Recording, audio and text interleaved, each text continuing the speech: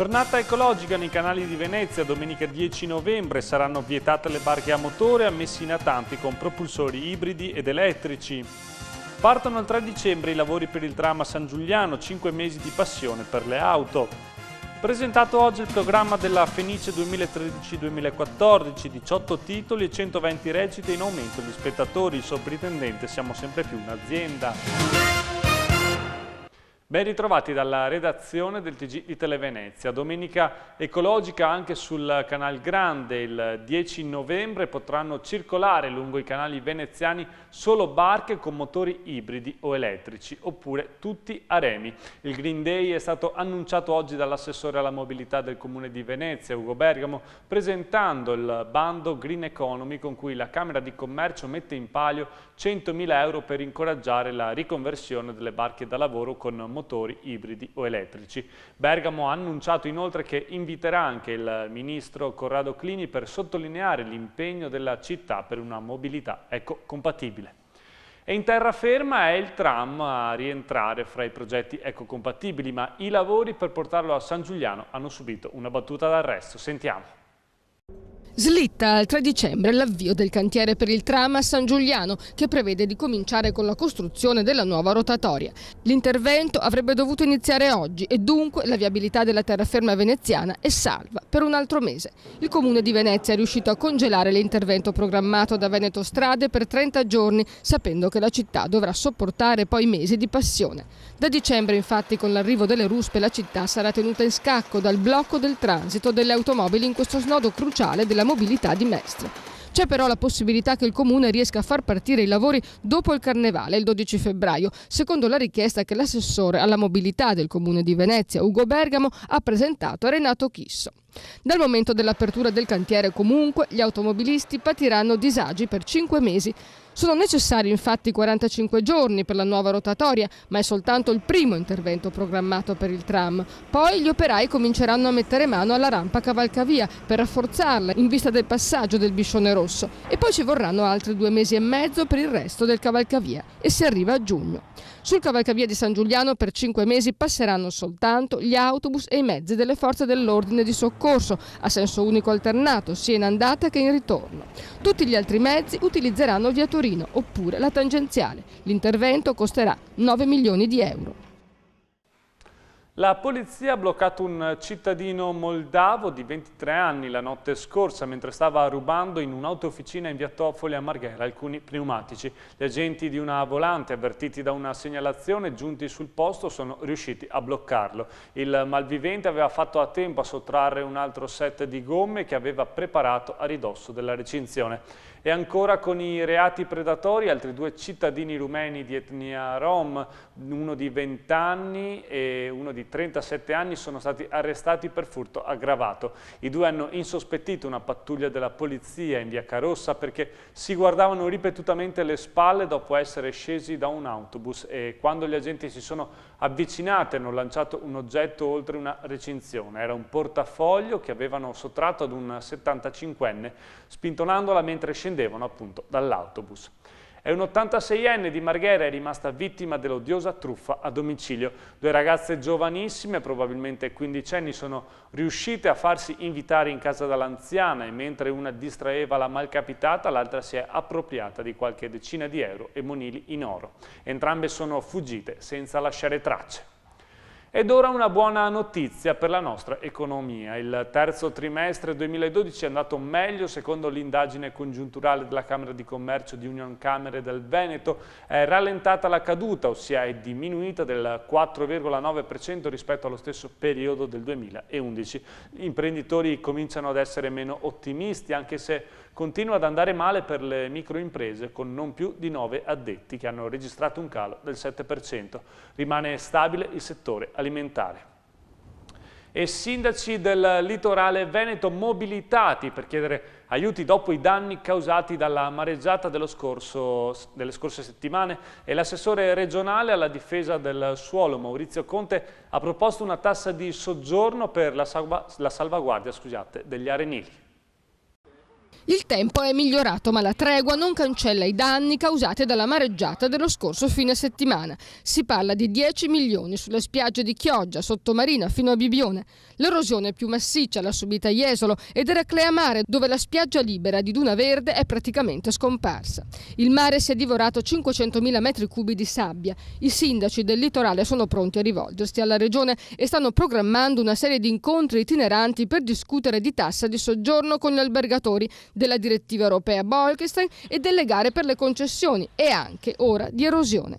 Il primo dibattito si terrà il 14 novembre a Cavallino Treporti. L'obiettivo dei sindaci è di chiedere uno studio generale sull'intero litorale. I sindaci da soli non possono salvare le spiagge e ci vuole una soluzione comune. Forse un Mose per la costa oppure barriere coralline sul modello australiano realizzate con le carcasse delle auto o ancora scogli longitudinali, tripodi in cemento e chi più ne ha più ne metta. Ci sarà da spendere ancora.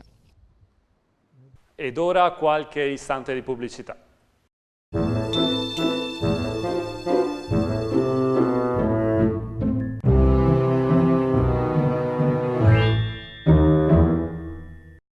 Il Noceto presenta Noce d'Oro, qualità superiore, sapore inconfondibile. Cerca il punto vendita più vicino a te su www.ilnoceto.it. Ed ora diamo uno sguardo all'area metropolitana. Iniziamo dalla provincia di Venezia che si sta lentamente riprendendo dall'ultima ondata di maltempo. Siamo alla conta dei danni. Sentiamo. Dopo una serie di furti e soprattutto l'aggressione a una badante, tornano alla ribalta a San Donale squadre di volontari, ovvero le ronde. A lanciare l'idea è l'assessore alla sicurezza Alberto Schibuola, che istituirà dei gruppi di controllo, semplici cittadini e pensionati, a sorveglianza dei quartieri.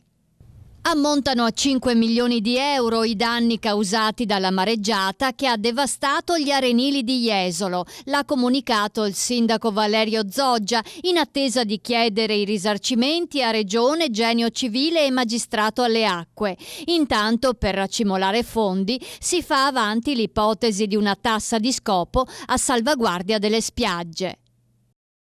Ci spostiamo ora nella Marca trevigiana. Buone notizie per i cervi del Cansiglio, non saranno abbattuti. Nessuna mattanza di cervi in Cansiglio. Dopo la sospensione dell'abbattimento di 1200 capi in 3 anni decisa dalla giunta Zaia, Veneto Agricoltura ha stanziato 50.000 euro per recintare le aree più pregiate della foresta, dove i cervi stanno divorando il sottobosco. I recinti sono già stati collaudati con successo per la salvaguardia dei pascoli. A 100 anni dalla nascita, Castelfranco dedica un incontro a Neri Pozza, intellettuale, scrittore e editore. A ricordare il poliedrico artista scomparso nel 1988 sarà Cesare De Michelis, docente di letteratura italiana e presidente della Marsilio. L'appuntamento è al Museo Casa Giorgione giovedì 8 novembre alle 20:45. Andiamo infine in provincia di Padova, dove si sta sempre più affermando la produzione di vini DOC. Da 2,5 milioni di bottiglie a 3 milioni, un balzo del 20% in un solo anno per i vini DOC e di OCG dei Colli Euganei. È l'effetto fior d'arancio, il primo vino a denominazione d'origine controllata e garantita, e del Seprino, altro bianco che spopola, una coppiata da 500.000 di bottiglie in più. Nessuna riproduzione sostituirà la pala del Tiepolo nel Duomo di Este. La parrocchia ha infatti accettato il consiglio degli esperti e laddove era raffigurata Santa Tecla ora sarà calato semplicemente un drappo. L'opera è in prestito per la mostra su Giambattista Tiepolo a Passariano, in provincia di Udine. Dopo una pausa di qualche anno torna in grande stile il Miranese dell'anno, un premio che ora viene abbinato ad un importante evento benefico a favore dei terremotati dell'Emilia. Ma scopriamo prima di tutto chi è il premiato. Ho preso questo premio grazie anche a tutti loro. Sono un po' emozionato, scusate.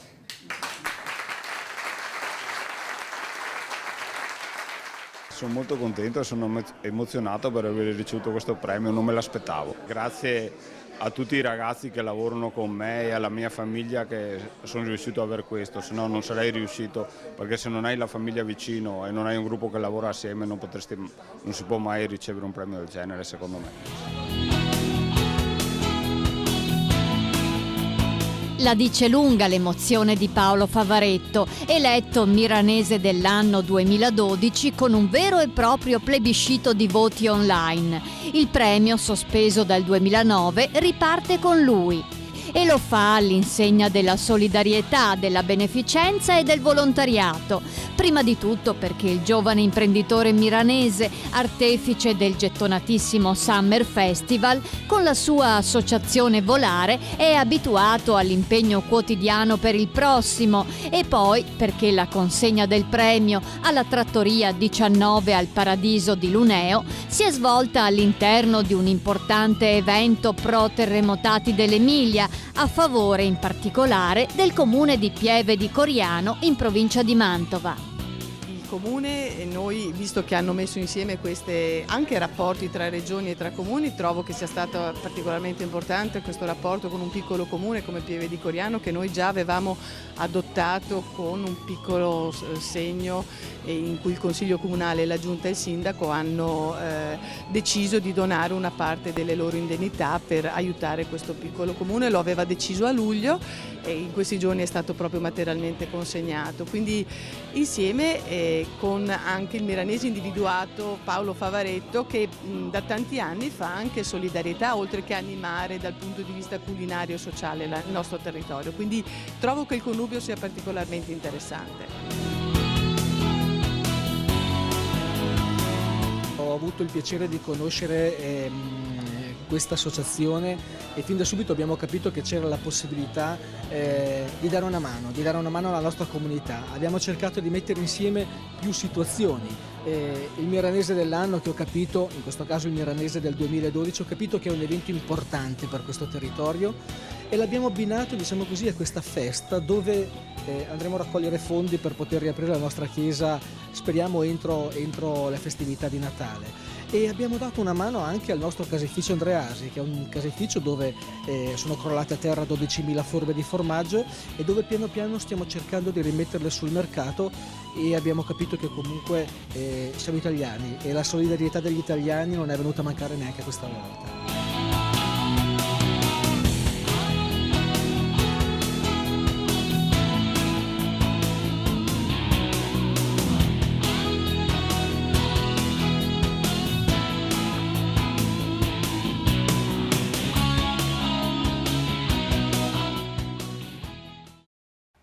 18 titoli dal novembre 2013 al novembre 2014 e 120 recite, concerti sinfonici e attività per le scuole. Sarà l'Africaine di Giacomo Meyerbeer, opera storica, la mamma dell'Aida verdiana, ad inaugurare la stagione lirica della Fenice. È il programma per il prossimo anno del prestigioso teatro veneziano, che è stato presentato oggi nelle sale Apolline dal sovrintendente Cristiano Chiarò. L'intervista.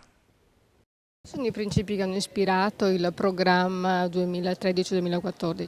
Noi fondiamo tutto su quello che è la nostra antica tradizione, ormai bicentenaria, e guardando al futuro. È un mix tra un'apertura massima di quello che è il repertorio, che va dal Settecento fino all'età contemporanea, tenendo presente quello che devono essere una proposta di conoscenza dei capisaldi dell'opera lirica, Verdi, Wagner, Donizetti, quello che sono i centenari che dobbiamo rispettare, come ad esempio nel 2013 i bicentenari della nascita di Wagner e di Verdi, e poi nel 2014 la grande Puccini Trilogy, che rappresenta un'altra fase produttiva. Tra una settimana invece parte la stagione lirica 2012-2013 e per la prima volta con 2 opere in cartellone in tandem, Otello in scena il 16 novembre e Tristano ed Isotta il 18 novembre, scelte in omaggio al bicentenario della nascita di Verdi e Wagner. L'Otello sarà ospitato poi anche a Palazzo Ducale e in aprile del 2013 la Fenice va in tournée in Giappone. Poi la tournée che faremo in Giappone l'anno prossimo, dove inaugureremo il nuovo teatro di Osaka, una delle città più grandi dopo Tokyo del Giappone. Il teatro è in crescita, in controtendenza con la crisi. Nel 2011 ha registrato 123.000 spettatori paganti, nel 2012 140.000 e 8.000 biglietti sono stati venduti a prezzo agevolato per i non abbienti. Il 30% del pubblico è veneziano e il 25% è francese. E poi un'ultima chicca. È stato reso noto il nome di chi dirigerà il concerto di Capodanno del 2013, Sir John Eliot Gardiner. Ed ora vediamo insieme che tempo farà nei prossimi giorni.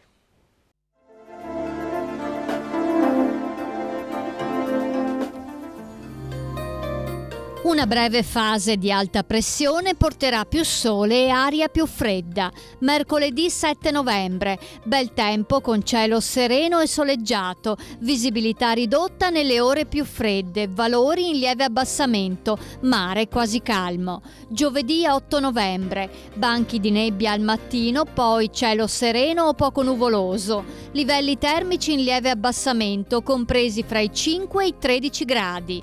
Venerdì 9 novembre, molto nuvoloso o coperto con modeste precipitazioni nella seconda parte della giornata, minime in aumento, invariate le massime. Sabato 10 novembre, cielo coperto e pioggia persistente, temperature stazionarie. La marea di mercoledì 7 novembre è normale, la massima alle 5:30 75 cm, la minima alle 23:15 20 cm.